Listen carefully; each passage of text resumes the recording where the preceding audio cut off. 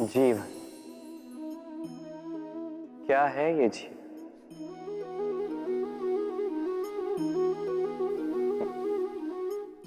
ये प्रश्न सबके मन में आता है। सबका मन इसी प्रश्न से चिंतित रहता है क्या ये जीवन? इसका उद्देश्य क्या है? करे क्या इस जीवन में? क्या ये जीवन कुछ पाना है या ये जीवन कुछ खोना है?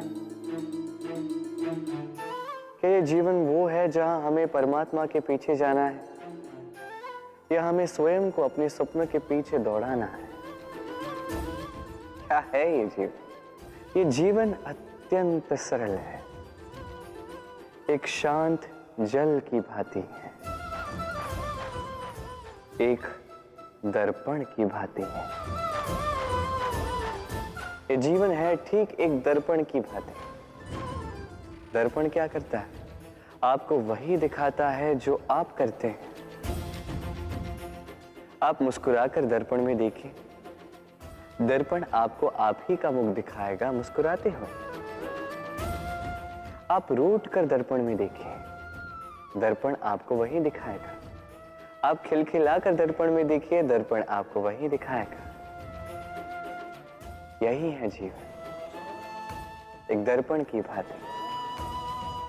ये मत सोचिए कि इस जीवन ने आपको क्या दिया है। सोचना ये है कि आपने इस जीवन को क्या दिया। यदि आप इस जीवन को सुख देते हैं, आनंद देते हैं, प्रेम देते हैं, तो ये जीवन भी आपको सुख, आनंद और प्रेम ही देगा। हमारे मन में सदैव एक प्रश्न आता ही, ये जीवन जो ईश्वर ने हमें दिया, एक जीवन ईश्वर ने एक आत्मा दी पृथ्वी पर जीने के लिए। जहां तक हमें ज्ञात है हमारे पास एक ही जीवन है, तो हम अवश्य ये सोचेंगे कि इसको सुधारा कैसे जाए। हर एक व्यक्ति सोचता है कि मैं क्या करूं जिससे ये जीवन सुधर सके, कौन सा कर्म करूं, कौन सा पुण्य करूं, कौन सा शास्त्र पढ़ूं जिससे मुझे वो ज्ञान मिले जिससे मैं अपने जीवन को सुधार पाऊं। समस्त जीवन व्यतीत कर जाता है इन प्रश्नों के उत्तर खोजने में, वो शास्त्र समझने में। कई सारे लोग फिर भी समझ नहीं पाते। चलिए आज मैं आपको एक सरल सी बात बताऊंगा जिससे आप इस जीवन को सुधार सकते हैं। जीवन, जिह्वा, इन दोनों की एक ही राशि। जिह्वा यानी आपकी वाणी, इस वाणी को नियंत्रण में रखिए, इसे सुंदर बनाइए, मधुर वाणी रखिए। जितना हो सके इसे सुधारिए, आपका जीवन सुधर जाएगा।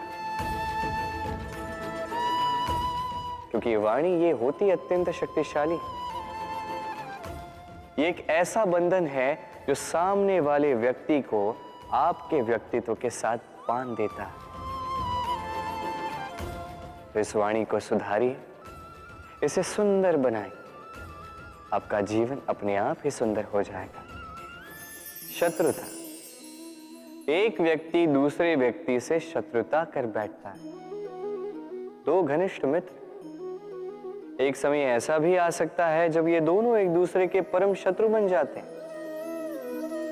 इसके कई सारे कारण हो सकते हैं, किंतु प्रमुख कारण है आलोचना। जी हां, यदि आप किसी के विषय में आलोचना करते हैं तो हो सकता है वो आपका शत्रु बन जाए। अब मन में एक प्रश्न आ रहा होगा कि ये कैसे संभव है? आलोचना ये तो आवश्यक है। यदि मैं अपने मित्र के बुरे कर्मों के विषय में आलोचना ही नहीं करूंगा तो वो सुधरेगा कैसे? ये सत्य है कि आलोचना आवश्यक है, किंतु उससे अधिक महत्वपूर्ण और आवश्यक है आपका ये निर्णय की ये आलोचना किस स्थान पर करनी है, यदि ये सार्वजनिक रूप से करते हैं तो ये अपमान भी बन जाता है। यदि यही एकांत में करोगे तो ये परामर्श बन जाता है। अपमान कोई स्वीकार नहीं करता, वही परामर्श सभी को अच्छा लगता है। तो यदि आप किसी के लिए कुछ अच्छा चाहते हैं, किसी को सुधारना चाहते हैं और आपको लगता है कि आलोचना आवश्यक है, तो सर्वप्रथम समय, स्थिति और स्थान पर ध्यान रखिए, अन्यथा ये आलोचना आपको बहुत महंगी पड़ सकती है। तो आइए और मेरे साथ प्रेम से कहिए, राधे राधे।